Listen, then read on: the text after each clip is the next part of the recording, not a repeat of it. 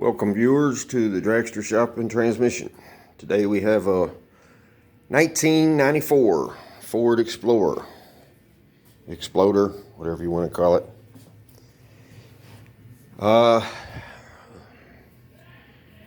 The owner told me that the heater blower fan was not working when he got the vehicle. Well, he didn't know it didn't work, and then it just stopped on him. And he's put a few parts on it. He replaced the resistor down underneath the heater core hoses. He replaced the fan motor, and he put a blower fan switch in the dash, and that did not seem to fix the problem. So he brought it to me to straighten it out. And I had no power going into this relay right here, which is your heater blower relay. Had no power. Should have power coming in this circuit right here. I've already fixed it, but I have power there now. Of course, the key's off, but I'll go turn the key on. It didn't have any power, and what led me there was, well, you always start the easiest place first. This guy's already done the hard work, mostly. I mean, he didn't have to straighten out the wiring. All right, see right here, we got power there now. I did not have power, and I traced it to a loose connection. Well, it was a bad connection way down in there. I have to put it all back together now, and then I did a video. Oh well. But it's not hard to find. But so I got power to the relay, but then the relay wouldn't do anything. So I found out that I tested the relay and found out that it was burnt up. So there was a electrical short and combination of original Ford relay. And a good one, I guess. But some of these relays you can't take apart. But I might try to take this one apart. We'll see. Let me see if I can set the phone up here. Yeah. All right, let me get something to take it apart. We don't care about this relay, so if we break it, no big deal.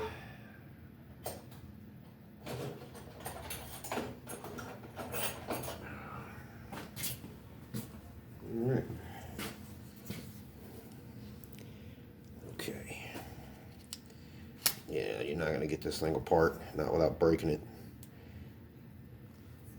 But what has happened here is inside this relay, the little contacts have probably welded themselves together. Yeah, I'm not going to fool with that. For what a relay costs, it's not worth tearing it apart. Show me what I already know. So, take your test light and get you a good ground. Battery's always a good place.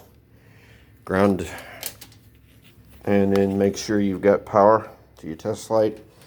And you come in here, and if you're not sure how to read the relays, now obviously with the key off, you're not going to have power here. Okay, so but this is where your power is supposed to be. And then one's a ground, one's a power out. So obviously this is the keyed source right here. Alright, now that is probably all the time voltage. Let me go double check that by turning the key off, because I might not be done with this project yet. Yeah, it's full-time power. So relays are usually, you have 12 volt source, you have a 12 volt source, then you have keyed power, and then you have a ground, and then you have your accessory, and then that one's probably not being used. So let me see if I can find a flashlight.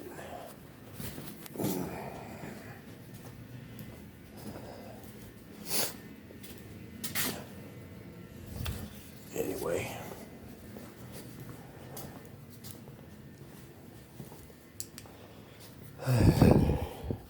yeah, that center hole right there, right beside the test light, is not being used. That's very common. It's like an auxiliary type deal. All right, so we know we have full-time power now. The key's off, so we don't have power, full-time power, full 12-volt power source, keyed power. All right, keyed ignition power. So all that's straightened out, and I just got to get a relay for it, and this one should be good to go. All right, guys. Well, if you enjoyed this content, let me know in the comments below. Give this video a thumbs up. Hey, subscribe to the channel. Hit that little notification bell. And once you click on that, hit all. So you'll get notified every time I put out a video. And maybe you'll want to watch it. All right, guys. Thanks for watching.